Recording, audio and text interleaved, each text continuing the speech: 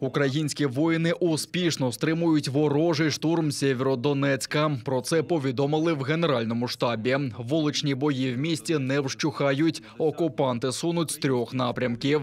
Намагаються штурмувати і на Слов'янському напрямку, щоб покращити позиції та ускладнити контрнаступ Сил оборони України. Гаряче і на Бахмутському напрямку, також пріоритетному для росіян. Там побільшало вильотів російської авіації, а з мінометів, реактивної та ствольної артилерії гатять по нашим позиціям та мирним жителям.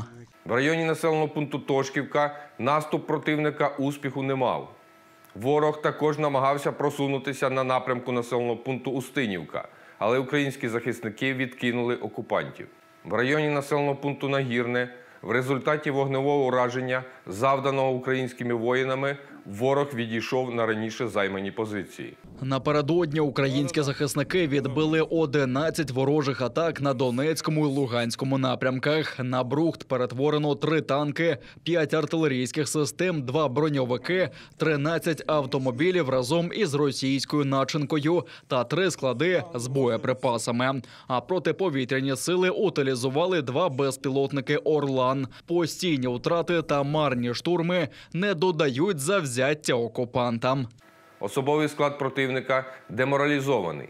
За наявною інформацією, у підрозділах зі складу 106-ї та 76-ї повітряно-десантних дивізій військовослужбовців, які відмовились від подальшої участі у бойових діях, повертають з Луганської області на територію РФ. Регулярними обстрілами Миколаєва окупанти хочуть знищити промисловість та інфраструктуру і чинять психологічний тиск на містян. Про це повідомили в оперативному командуванні «Південь». У відповідь ракетно-артилерійські підрозділи українського війська мінусують ще нещодавно живу силу ворога та нищать техніку. Ознак створення нових ударних угрупувань росіян на півдні не виявлено. Утім, усіма правдами і неправдами намагаються відновити втрати. Зокрема, медкомісії в окупаційних військкоматах Криму фальсифікують результати оглядів. Тим часом в регіоні ситуація загострюється щодня. Через бойові дії пошкоджено дуже багато будинків та інфраструктури. Внаслідок обстрілів є загиблі та тяжко ранені мирні жителі. Надання допомоги, яким ускладнено нестачею ліків. Стабільна важка ситуація у Калинівській, Великоолександрівській, Високопільській, Нововоронцовській територіальних громадах, де йдуть бойові дії. Виїхати та в'їхати з окупованої області практично неможливо, лише через Крим.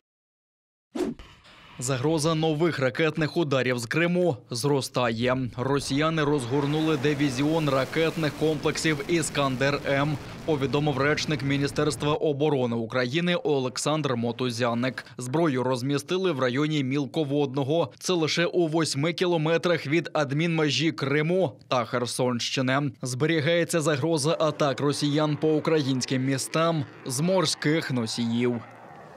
Чорноморська і Азовська операційні зони. Військові кораблі Чорноморського флоту Російської Федерації продовжують перебувати в акваторії Азовського і Чорного морів, ізолюють район ведення бойових дій, намагаються вести розвідку і надають вогневу підтримку своїм окупаційним військам на Приморському напрямку. І також станом на сьогодні противник продовжує блокувати цивільне судноплавство у північно-західній частині Чорного моря. І відзначу, що в готовності до застосування, можливого застосування ракетного озброєння наразі в акваторії Чорного моря все ще перебувають 5 кораблів, які несуть крилаті ракети морського базування типу «Калібр». Можливий сумарний ракетний залп становить до 36 ракет. Росіяни хочуть анексувати окуповану територію Херсонщини. Так вважає експерт Центру близькосхідних досліджень Сергій Данилов. У проєкті Центру журналістських розслідувань він заявив, що окупантам бракує кадрів, щоб організувати діяльність на новозагарбаних теренах. Вони утворили 19 окупаційних комендатур і хочуть забезпечувати свої порядки руками колаборантів. От зараз вони на етапі, коли вони б'ються над утворенням адміністрацій, і створюють картинку. Це основне, чим вони займаються. І третє, насправді основне, грабують. Грабують в різний спосіб різні суб'єкти силового блоку Російської Федерації, грабують Херсонщину. І, власне, те, що бачать люди, це переважно результат корупційних схем і оборудок різних підрозділів російського сектору безпеки. Підґрунтя для нібито анексії за кримським сценарієм під прикриттям псевдореферендуму готуються на Херсонщині. Про таке повідомили в українській розвідці. Щоправда, оскільки охочих бракує, промацують ґрунт дзвінками до херсонців з так званим соцопитуванням. Питають окупанти про ставлення до війни, до Путіна та як оцінюють обстановку в Херсоні. Громадянам надходять дзвінки з телефонного номеру 7 499 426 353 4. Результати псевдоопитування можуть видати як ілюстрацію лояльності місцевого населення до окупантів, адже жодного контролю щодо чистоти підсумку такого дослідження немає і бути не може. Більшість жителів тимчасово окупованих територій Херсонщини відмовляються відповідати на запитання окупантів. Ті ж, хто під тиском погоджуються, не можуть дати щиру відповідь через побоювання за власну безпеку. Окупанти всіляко намагаються зібрати персональні дані херсонців, а наприкінці травня почали незаконну паспортизацію. За отримання двоголової книжечки та підтримку референдуму обіцяли навіть по 10 тисяч рублів. Також розповідали, що без російських документів люди не отримають доступ до мобільного зв'язку. Утім, підтримки людей окупанти все одно не дістали. Навіть за їхніми підрахунками за тиждень лише 80 херсонців зголосилися подати заявку на отримання окупаційного паспорта.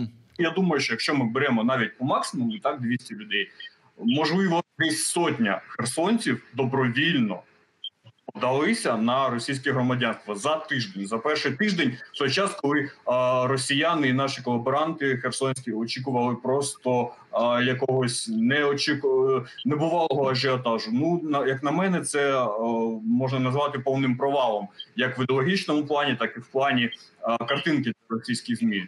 Роздача російських паспортів є елементом репресивної політики, а українські правоохоронці обіцяють відповідальність для тих, хто це організував. А в МЗС України додали, окупаційна паспортизація є юридично нікчемною, а так звані документи – лише папірці.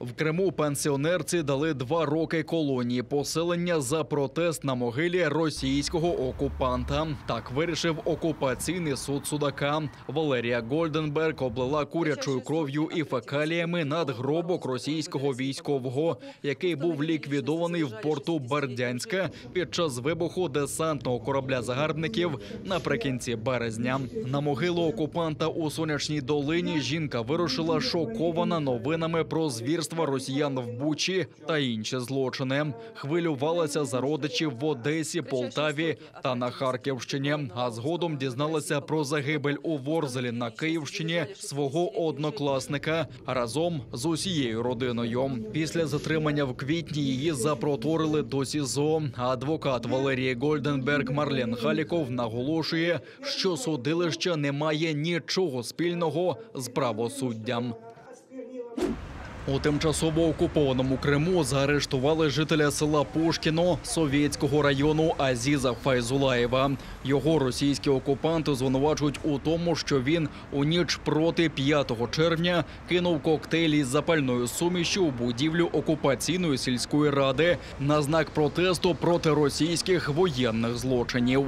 До Азіза Файзулаєва навідалися з облавою, обнишпорили приміщення в оселі та у дворових спорудах. Наразі Азіз Файзулаєв поміщений до Сімферопольського СІЗО.